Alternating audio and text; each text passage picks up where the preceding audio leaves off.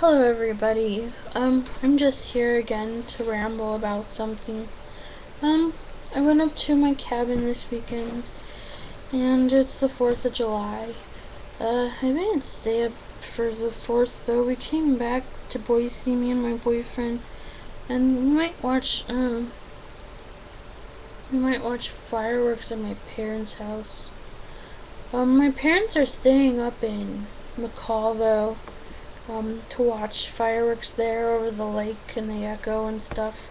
It looks pretty cool, but I just did not want to go up there and watch fireworks with them and my boyfriend.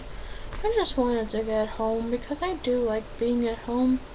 It's a lot easier for me for my schizophrenia and just feeling judged all the time by people. I kind of have to keep a guard up and not let their energy in because it really does affect me.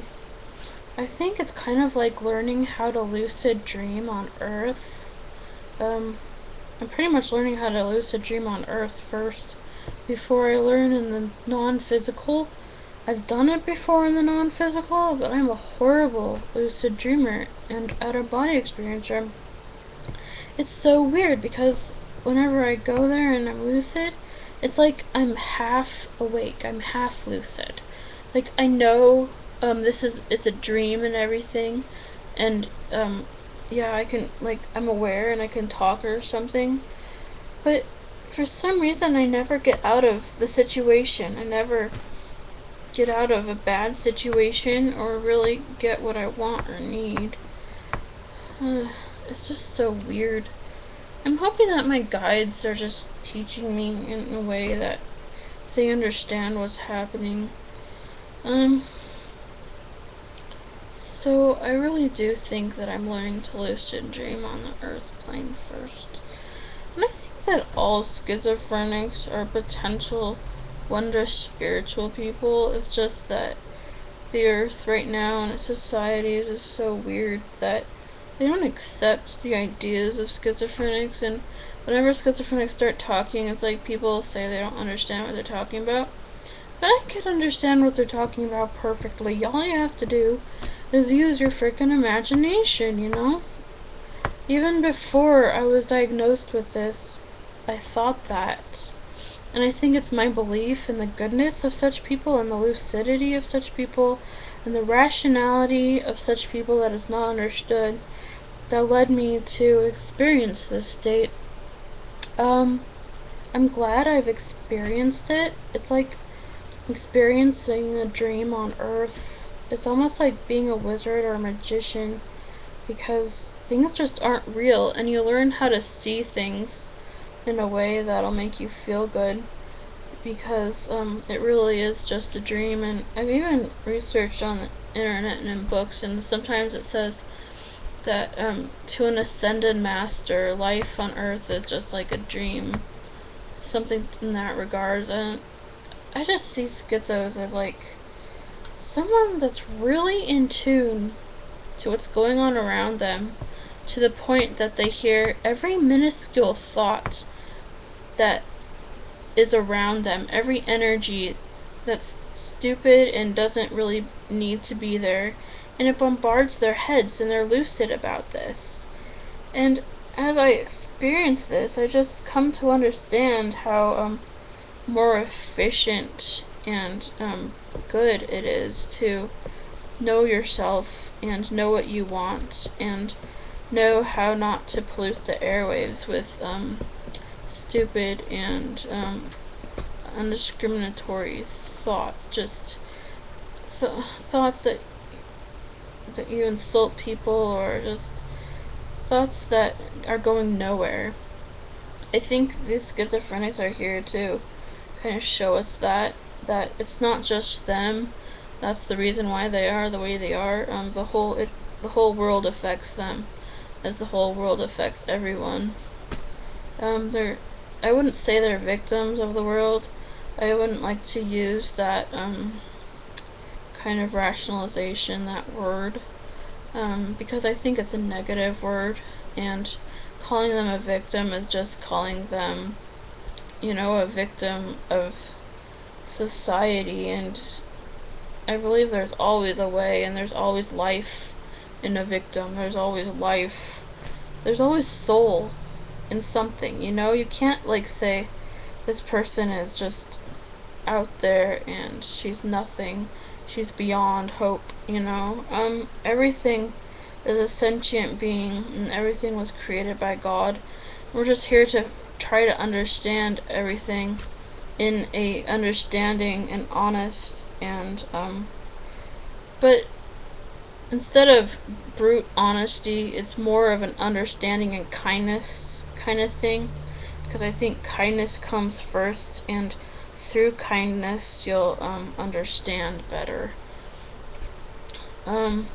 Because schizos are quite connected to the divine and the other world, ghosts.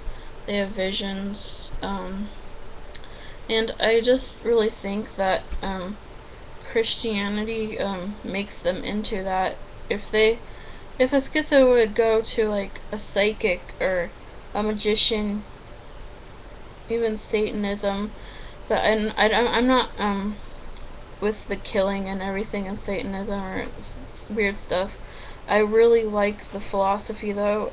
If they just went to a philosophy system that accepted stuff and understood energy and how to fix energy and how to relate to different kinds of energies instead of judging them as a sick person, instead they would think of them as a unique being of the universe that might be in pain and perhaps needs help.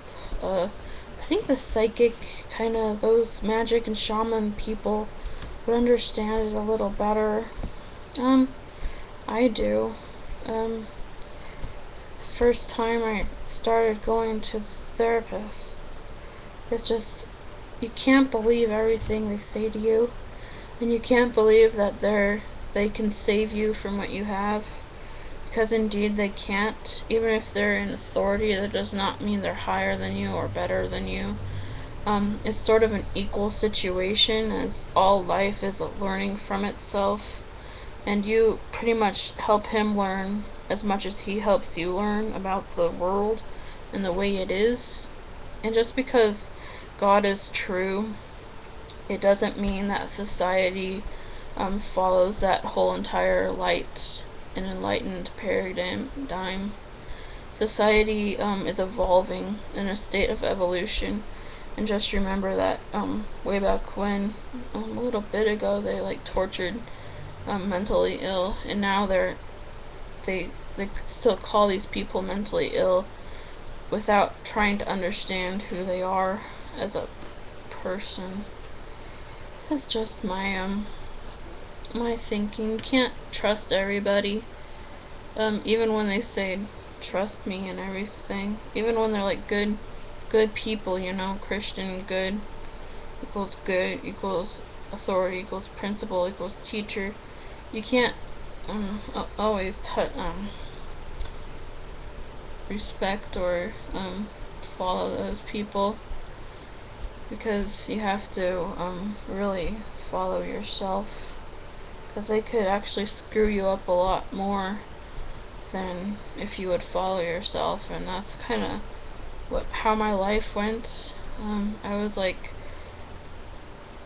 forced to believe almost that everything should be holy and good Christian, not weird. That was one of the things that was forced to me. Don't be weird,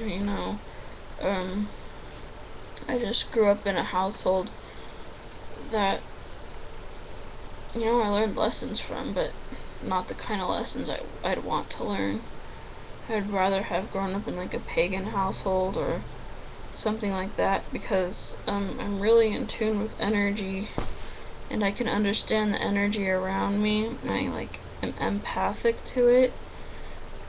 And I'd really like to learn from empathic people, because people who just don't feel the energy and condemn whoever's weakest, in that situation as evil, just making uh, their own shadows, projecting their shadows on you. I don't really like that.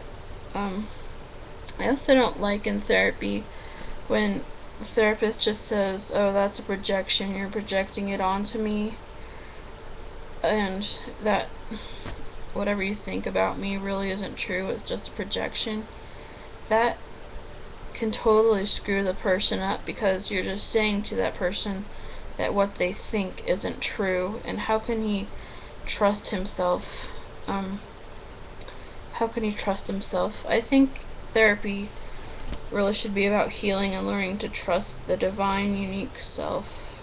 And it's really hard because often therapy is one-on-one, and someone who hasn't gone through many experiences and learned to pick and choose what to see in the therapist and then say it in a way that isn't offensive yet true, those kinds of people, that they can just be victimized by the therapist, and the therapist, is just doing their job because they've been trained to think those things and believe those things, and they've been trained to think that way, and they're just not going to help a very creative person necessarily.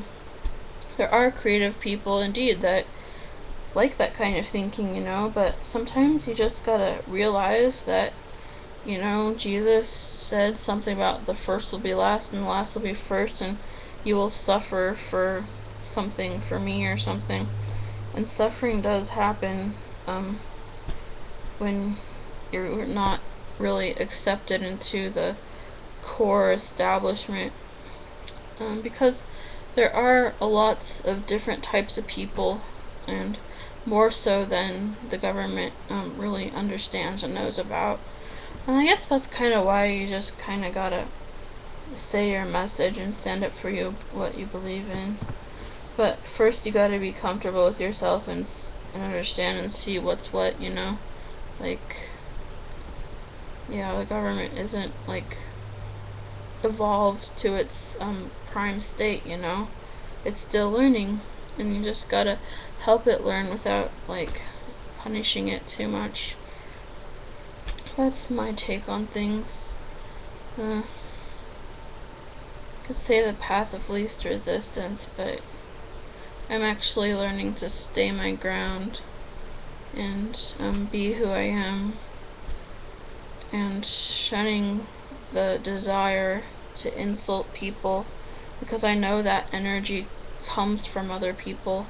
They just want to, like, exchange insults and stuff, and it's not totally brainwashed the way I am to think in a state of peace, instead of really tearing things apart and persecuting things just because you would think it's normal and natural to do so.